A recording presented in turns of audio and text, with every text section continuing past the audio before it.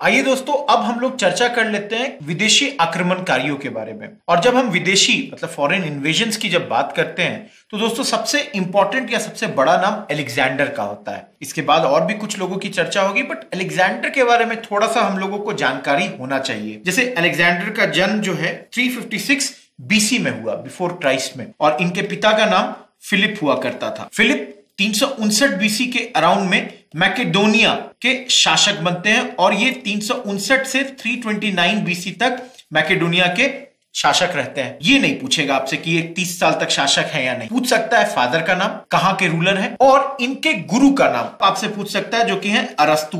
तो इनका नाम आपको याद रखना है। अब यहां के बाद अब हम लोग आ जाते हैं इनके कैंपेन, जो इन्होंने भारत पे अटैक किया है।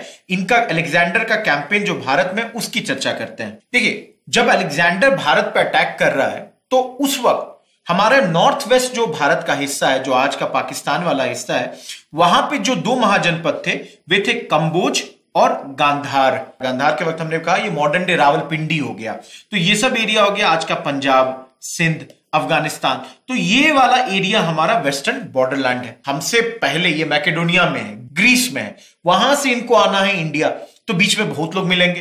तो इन्होंने किसको हराया? डेरियस III को हराया, फिर पर्शियन इंपायर को खत्म किया, और फिर वेस्टर्न एशिया जो कि इंक्लूडिंग इराक, ईरान, सबको इन्होंने कंट्रोल करते हुए ये आखिर में 326 बीसी में, क्योंकि देखिए फादर का डेथ हुआ 329 बीसी में। फादर का डेथ एक असैसिनेशन था, हत्या हुई थी, और उसके 3 साल के बाद इन्होंने ये भारत पे पहुंच गए हैं। ये 326 बीसी में खैबर पख्तूनवाला, ये जो नॉर्थ वेस्ट पाकिस्तान का जो हिस्सा है वो खैबर पख्तूनवाला नाम से जाना जाता है। वहां एक खैबर पास है। पास मतलब जो माउंटेन्स या हिल्स के बीच में जो नेचुरल ओपनिंग होता है, उससे घुसकर ये इंडिया की ओर आते हैं। तो ये इंडिया में कब आ रहे हैं दोस्तों? 326 बीसी। यहां पे एक नाम जो एकदम याद रखना है वो है सेकुलस निकेटर का। कौन है ये इनका सेनापति है, कमांडर इन चीफ। अब ये लोग आ गए 326 बीसी में इंडिया।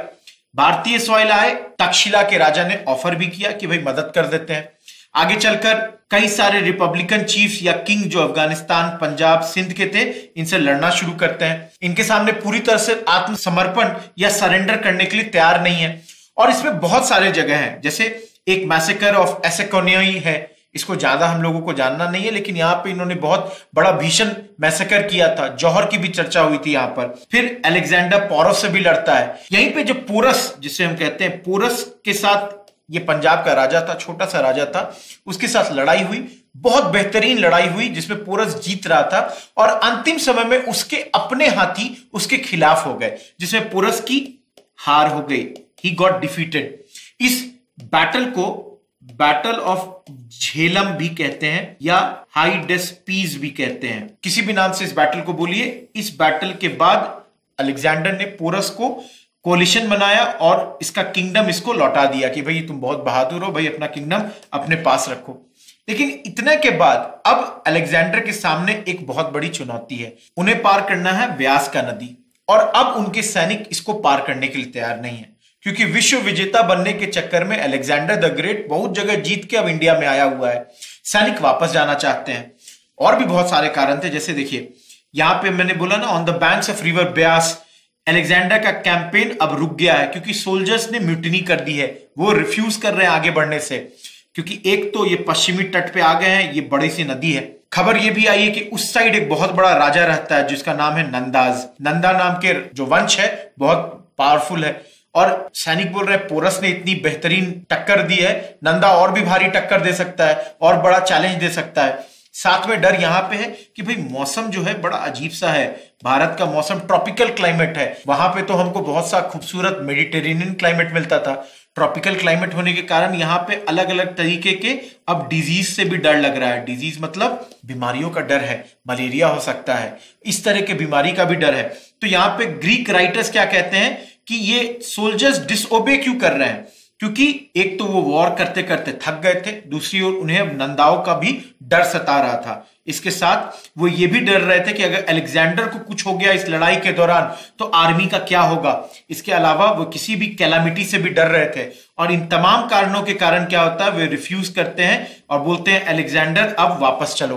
अब 325 अगले ही साल ये होमवर्ड जर्नी, अपने घर की ओर लौट गया। किस रूट से? लैंड रूट से। लेकिन दोस्तों यहां पर 1 साल और से कुछ ज्यादा ही के दौरान 323 बीसी में इसकी मृत्यु हो जाती है। आज के दौर का ईरान है। यहां पर 33 साल का ही था, अभी 33 वर्ष का ही ये था और यहां पर इसकी मृत्यु हो जाती है। ये घर भी नहीं पहुंच पाता है और इसे दफनाया भी गया। बेबीलोन में इसे दफनाया गया, बेबीलोन में मृत्यु हुई। और ये तमाम बातें थी अलेक्जेंडर के बारे में। क्वेश्चन ज्यादा नहीं आना चाहिए, पोरस पे पूछ सकता है, इनके सेनापति का नाम पूछ सकता है, गुरु का नाम पूछ सकता है, और इसके जो वापसी है अगर कभी कारण पूछ दे तो पूछ दे, इससे ज्यादा नहीं पूछेगा। ये बहुत छोटा सा चैप्टर है दोस्तों, इसको देख लीजिए। दैट्स ऑल इस क्लास से। इसके आगे हम लोग जब चर्चा करेंगे तो हम और सारे फॉरेन इन्वेजन्स की बात करेंगे, जिसमें हम लोग इंडो ग्रीक, साकाज या पार्थियंस, इन लोगों की चर्चा करेंगे। तो तब तक के लिए थैंक यू।